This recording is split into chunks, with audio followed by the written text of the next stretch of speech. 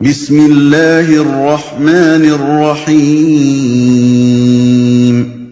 اللہ کے نام سے جو رحمان اور رحیم ہے۔ ان المنافقین یخادعون اللہ وهو خادعهم وإذا قاموا إلى الصلاة قاموا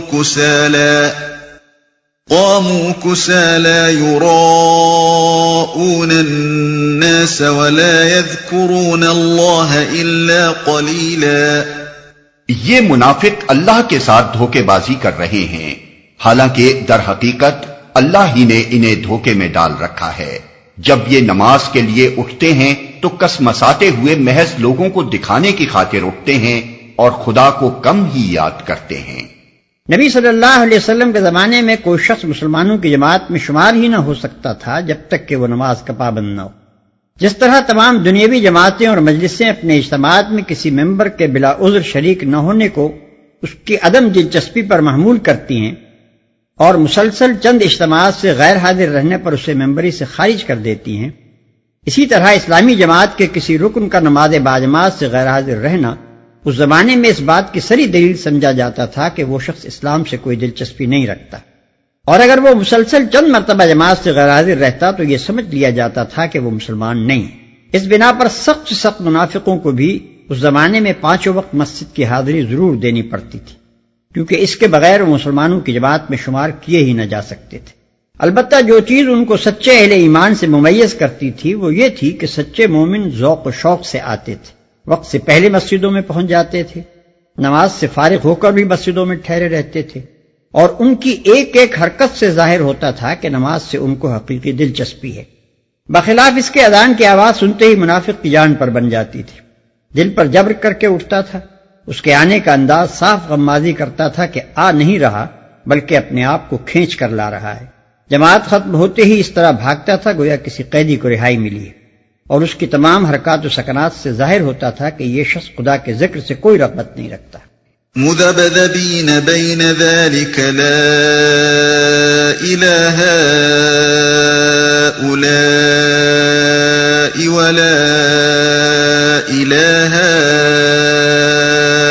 هؤلاء ومن يضلل الله فلن تجد له سبیلا۔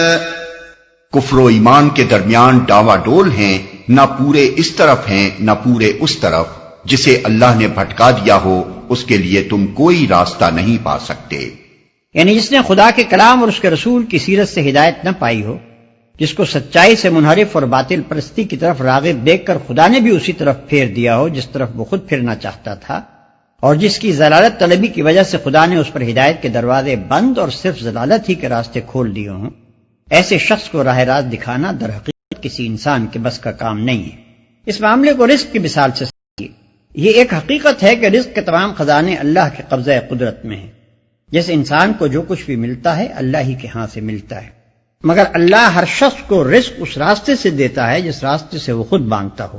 اگر کوئی شخص اپنا رزق حلال راستے سے طلب کرے اور اسی کے لیے کوشش بھی کرے تو اللہ اس کے لیے حلال راستوں کو کھول دیتا ہے، اور جتنی اس کی نیت صادق ہوتی ہے اسی نسبت سے حرام کے راستے اس کے لیے بند کر دیتا ہے۔ بخلاف اس کے جو شخص حرام خوری پر تلا ہوا ہوتا ہے اور اسی کے لیے صحیح کرتا ہے، اس کو خدا کے اذن سے حرام ہی کی روٹی ملتی ہے، اور پھر یہ کسی کے بس کی بات نہیں کہ اس کے نصیب میں رزق حلال لکھ دے۔ بالکل اسی طرح یہ بھی حقیقت ہے کہ دنیا میں فکر و عمل کی تمام راہیں اللہ تعالیٰ کے اختیار میں ہیں۔ کوئی شخص کسی راہ پر بھی اللہ کے اذن اور اس کی توفیق کے بغیر نہیں چل سکتا۔ رہی یہ بات کہ کس انسان کو کس راہ پر چلنے کا اذن ملتا ہے اور کس راہ کی راہروی کے اسباب اس کے لیے ہموار کیے جاتے ہیں، تو اس کا انحصار سراسر آدمی کی اپنی طلب اور سعی پر ہے۔ اگر وہ خدا سے لگاؤ رکھتا ہے، سچائی کا طالب ہے اور خالص نیت سے خدا کے راستے پر چلنے کی صحیح کرتا ہے، تو اللہ اسی کا اذن اور اسی کی توفیق اسے عطا فرماتا ہے اور اسی راہ پر چلنے کے اسباب اس کے لیے موافق کر دیتا ہے۔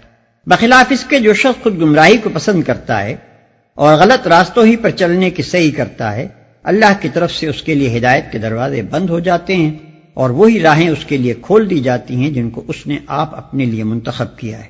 ایسے شخص کو غلط سوچنے، غلط کام کرنے اور غلط راہوں میں اپنی قوتیں صرف کرنے سے بچا لینا کسی کے اختیار میں نہیں ہے۔ اپنے نصیب کی راہ راست جس نے خود کھو دی اور جس سے اللہ نے اس کو محروم کر دیا اس کے لیے یہ گم شدہ نعمت کسی کے ڈھونڈے سے نہیں مل سکتی۔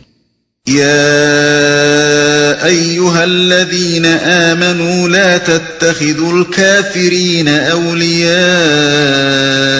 من دون المؤمنين أتريدون أن تجعلوا لله عليكم سلطانا مبينا۔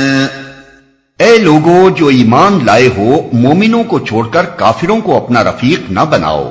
کیا تم چاہتے ہو کہ اللہ کو اپنے خلاف صریح حجت دے دو؟ ان المنافقین فی الدرک الاسفل من النار ولن تجد لهم نصیرا۔ یقین جانو کہ منافق جہنم کے سب سے نیچے طبقے میں جائیں گے اور تم کسی کو ان کا مددگار نہ پاؤ گے۔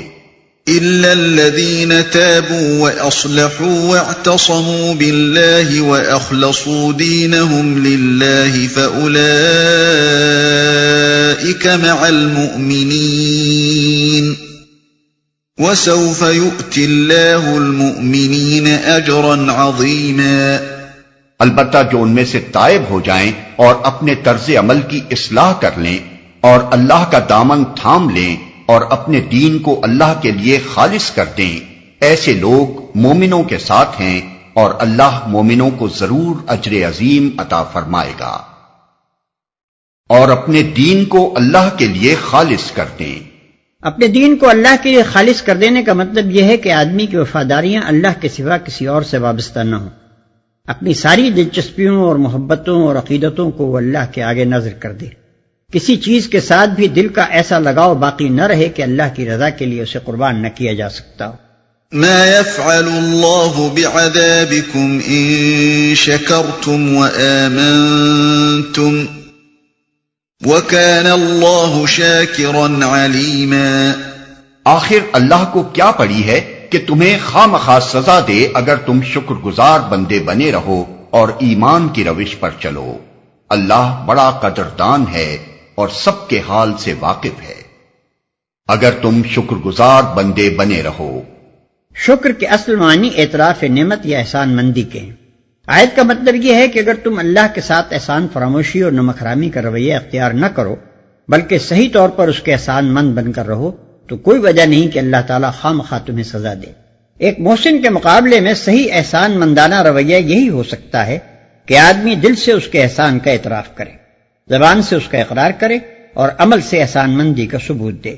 انہی تین چیزوں کے مجموعے کا نام شکر ہے، اور اس شکر کا اقتضا یہ ہے کہ اولاً آدمی احسان کو اسی کی طرف منسوب کرے جس نے دراصل احسان کیا ہے، کسی دوسرے کو احسان کے شکریہ اور نعمت کے اعتراف میں اس کا حصہ دار نہ بنائے۔ ثانیاً آدمی کا دل اپنے محسن کے لیے محبت اور وفاداری کے جذبے سے لبریز ہو اور اس کے مخالفوں سے محبت و اخلاص اور وفاداری کا ذرہ برابر تعلق بھی نہ رکھے۔ ثالثاً وہ اپنے محسن کا مطیع و فرما بردار ہو اور اس کی دی ہوئی نعمتوں کو اس کے منشا کے خلاف استعمال نہ کرے۔ اللہ بڑا قدردان ہے۔ اصل میں لفظ شاکر استعمال ہوا ہے جس کا ترجمہ ہم نے قدردان کیا ہے۔ شکر جب اللہ کی طرف سے بندے کی جانب ہو تو اس کے معنی اعتراف خدمت یا قدردانی کے ہوں گے، اور جب بندے کی طرف سے اللہ کی جانب ہو تو اس کو اعتراف نعمت یا احسان مندی کے معنی میں لیا جائے گا۔ اللہ کی طرف سے بندوں کا شکریہ ادا کیے جانے کا مطلب یہ ہے کہ اللہ ناقدر شناس نہیں ہے۔ جتنی اور جیسی خدمات بھی بندے اس کی راہ میں بجا لائیں اللہ کے ہاں ان کی قدر کی جاتی ہے۔ کسی کی خدمات صلہ و انعام سے محروم نہیں رہتی بلکہ وہ نہایت فیاضی کے ساتھ ہر شخص کو اس کی خدمت سے زیادہ صلہ دیتا ہے۔ بندوں کا حال تو یہ ہے کہ جو کچھ آدمی نے کیا اس کی قدر کم کرتے ہیں اور جو کچھ نہ کیا اس پر گرفت کرنے میں بڑی سختی دکھاتے ہیں، لیکن اللہ کا حال یہ ہے کہ جو کچھ آدمی نے نہیں کیا ہے اس پر محاسبہ کرنے میں وہ بہت نرمی اور چشم پوشی سے کام لیتا ہے، اور جو کچھ کیا ہے اس کی قدر اس کے مرتبے سے بڑھ کر کرتا ہے۔ لا يحب الله الجهر بالسوء من القول إلا من ظلم وكان الله سميعا عليما۔ اللہ اس کو پسند نہیں کرتا کہ آدمی بدگوئی پر زبان کھولے الا یہ کہ کسی پر ظلم کیا گیا ہو، اور اللہ سب کچھ سننے اور جاننے والا ہے۔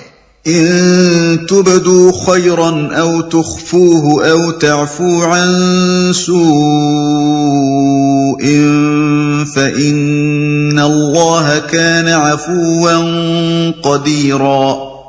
مظلوم ہونے کی صورت میں اگرچہ تم کو بدگوئی کا حق ہے، لیکن اگر تم ظاہر و باطن میں بھلائی ہی کیے جاؤ یا کم از کم برائی سے درگزر کرو تو اللہ کی صفت بھی یہی ہے کہ وہ بڑا معاف کرنے والا ہے، حالانکہ سزا دینے پر پوری قدرت رکھتا ہے۔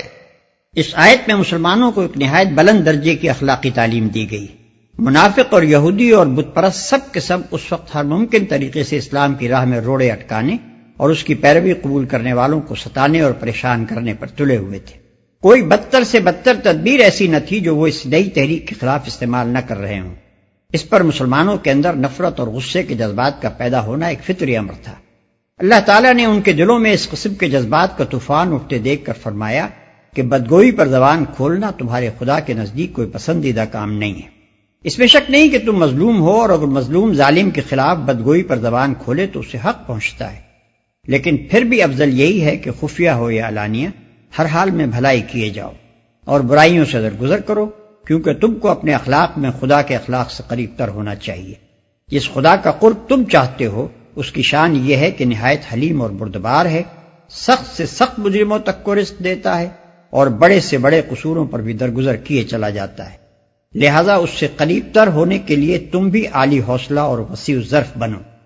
ان الذين يكفرون بالله ورسله ويريدون ان يفرقوا بين الله ورسله ويقولون نؤمن ببعض ونكفر ببعض ويريدون ان يتخذوا بين ذلك سبيلا أولئك هم الكافرون حقا وأعتدنا للكافرين عذابا مهينا۔